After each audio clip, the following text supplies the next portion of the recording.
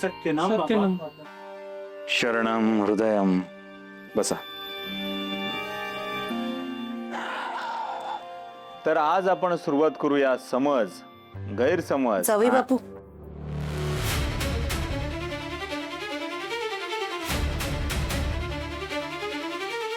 जावई बापू, अहो लाली कुठे आहे?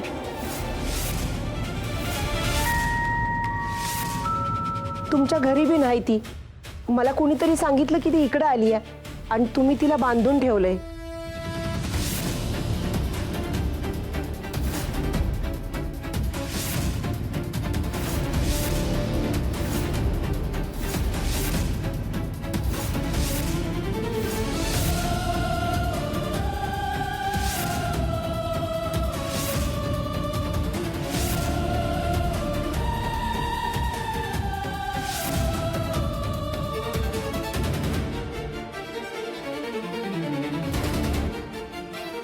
तुम्हाला कोणी सांगितलं तिला बांधून ठेवलंय मी?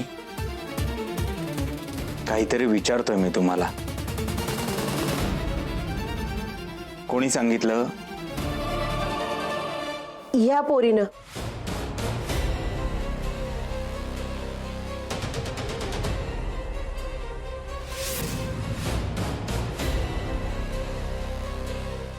मी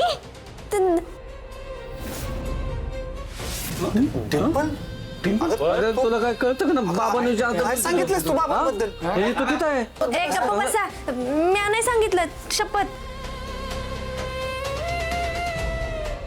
अहो आमच्या पोरीची काय चूक होती म्हणून तुम्ही तिचा असा छळ करताय? ज्या वडिलांना जर समजलं ना तर ते शांत बसणार नाहीत, लई तमाशा करतील, तुम्हाला खेचत पोलीस स्टेशनला घेऊन जातील. हो मामी, तुम्ही जरा आमच्या बाबांसंग नीट बोला बरं आधी. हा, ही काय बोलायची पद्धत झाली का? आज बिना बोला जरा आदरानं बोला आमच्या बाबाशी. होय की बाई, तुम्ही कोण आहेत आपल्याला माहित नाही, पण जरा रिस्पेक्ट न बोला ना. अवी अशी खेचाखेचीची भाषा करू नका. आपले बाबा आहेत ते. माने भाई, तुम्हाला काय माहित नाही, लालिताईच्या आई आहेत त्या, गोपाळ बाबांच्या सासूबाई. अरे माहितीये की बाबा सगळ्यांना गोपाळ बाबाच्या सासू आहेत, पण काय बोलण्याची पद्धत असते का नाही? आणि हे बघा, तुम्ही बाबांच्या सासूबाई आहेत म्हणून, नाहीतर माझं जर डोकं फिरलं ना, मी शपथ सांगतो, मी डायरेक्ट बाबांचा विषय भारी. काही बोलू नका त्यांना. भांडून काय होणार आहे? शांत व्हा. त्यांचं काहीच चुकत नाहीये. त्यांची मुलगी त्यांच्या नजरेआड झाली आहे, त्यामुळे आई म्हणून त्यांना काळजी वाटणं स्वाभाविक आहे. यांचा माझ्यावर विश्वास नाही, हरकत नाही. त्यांच्या मुलीचा माझ्यावर विश्वास आहे. तुमच्या मुलीने माझ्यावर विश्वास ठेवला, त्याला काहीतरी कारण असेल ना. अहो मग जे काही कारण असेल ते तरी सांगा, म्हणजे माझ्या जीवाला चैन पडल. सांगा सांगा बाबा, सांगा तुम्ही. सांगू टाका एकदाच, मला बरं तरी वाटेल ना. सांगा टाका काय विषय सांगा. खरं तर मी सांगणार नव्हतो, पण आज वेळ आली म्हणून सांगावं लागतंय. लंकेश्वर, तुझ्या बहिणीला भूतबाधा झाली आहे.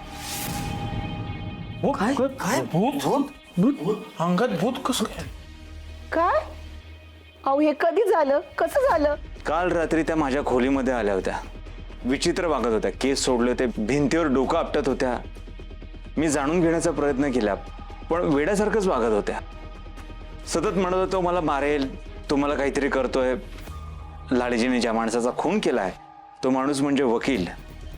भलेही लालीजींनी स्वतःच्या बचावासाठी त्याला मारलं असेल, पण तरीही लालीजींना तो सतत आजूबाजूला असल्याचा भास होतोय.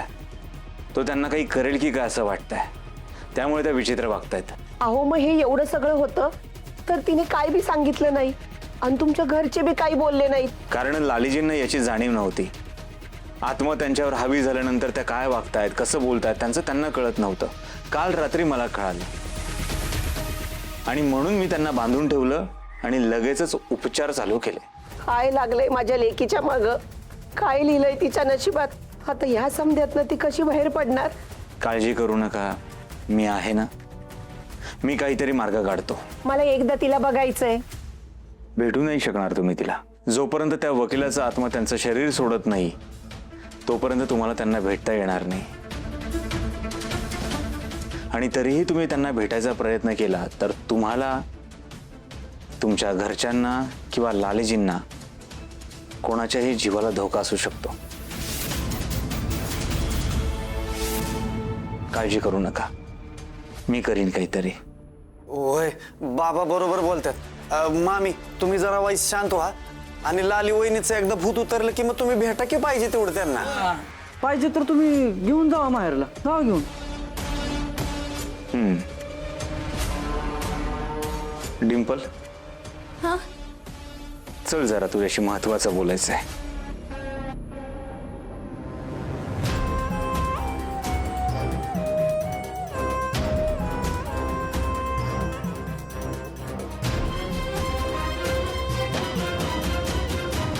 आधी माझं म्हणणं ऐकून घ्या ना डॉक्टर. ऐक डॉक्टर. आधी दिलेली जखम विसरलीस का तू? हा? तिच्या आईला सांगायची काय गरज होती? आणि मुळात तू बघितलंच कधी? ते तुम्ही लालीला घेऊन जात होता तेव्हा पाहिलं मी.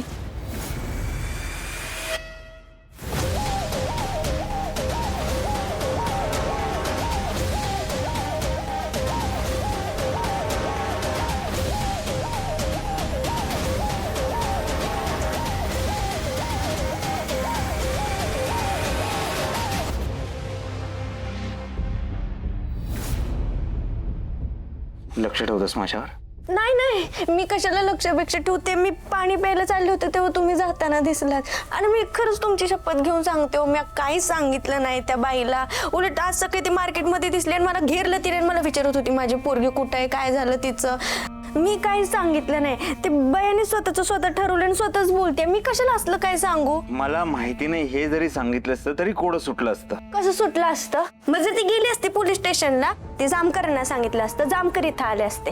ते जामकर तुमच्या किती डोळे ठेवणे तुम्हाला माहित आहे ना. मग तुम्ही अडकले असते आणि तुमच्यामुळे मी आपण. मला नाही सवय इकडचं तिकडं करायची. तुझ्याकडे नंतर बघतो, जा इथून. ना उठसूट फक्त मला मारायचंच असतं. योग्य वेळाने ना बरोबर माझा इंग धावते यांना.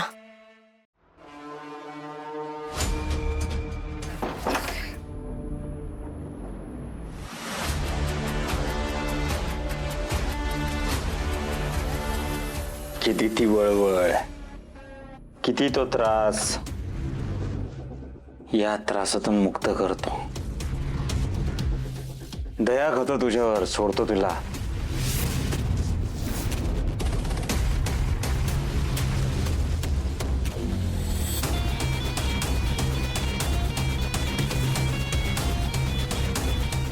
बस बस.